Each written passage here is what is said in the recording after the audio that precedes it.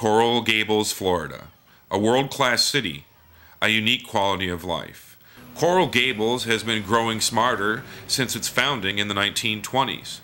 An early planned community, the city adopted a land use plan decades before Florida law required them in 1985. City founder George Merrick was a maverick developer, alternately revered and reviled through the boom and bust of 20th century Florida. He built the historic Biltmore Hotel, City Hall, and the city itself. Today, his statue looms large on the front lawn of City Hall, where they pride themselves on smarter growth. The lush campus of St. Philip's Episcopal Church and School is down the road, tucked away along one of Coral Gables' grand boulevards.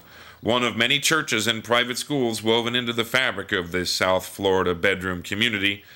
Father Eric Call says St. Philip's faced a blessed problem in 2001. We were growing pretty fast, and we wanted to do more to minister to our community, providing facilities for music and outreach ministries, and we wanted to do it here on our campus.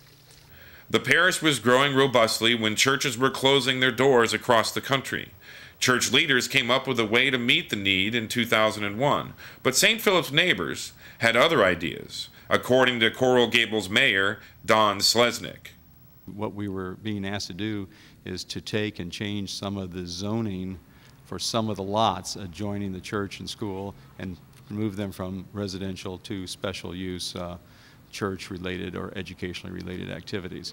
And when we first had the application, it didn't appear to be a great change or a great expansion, and it appeared that it was necessary to have a good school and to have a good operation there for children of Coral Gables who wish to attend there. But the residents around there became very fearful and very aggravated with the process, with the proposal. They became fearful of the increased usage of the property and what it would do to their property and to their lives.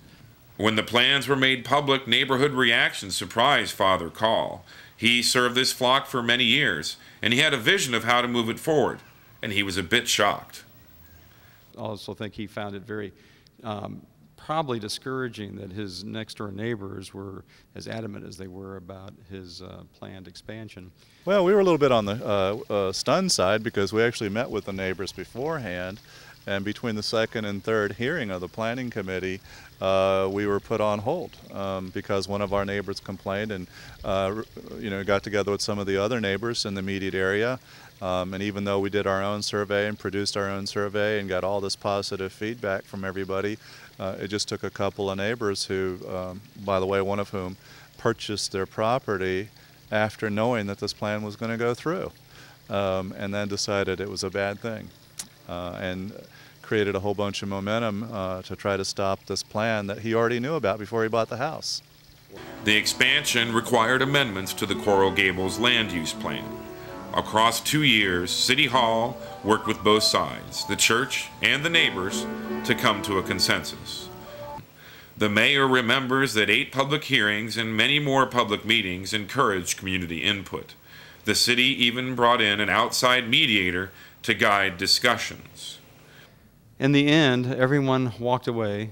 No one was fully pleased and no one was fully dissatisfied. And so there was a little bit of pain shared by everybody and a little bit of joy shared by everybody. And I think that really shows that we came to probably the perfect compromise.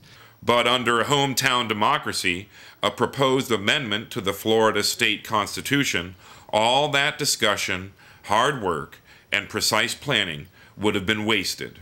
Every plan change requested by the church would have gone up for a citywide vote.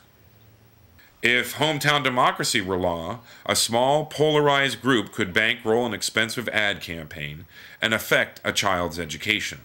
Without the give-and-take dialogue of smarter growth, a hometown democracy-style election might have damned St. Philip's expansion. In fact, hometown democracy will throw church, school, hospital, firehouse, law enforcement, and many other vital land use decisions up for a public vote. With every Floridian facing 300 hometown votes a year, the most difficult won't be decided. But in a representative democracy, tough calls get made.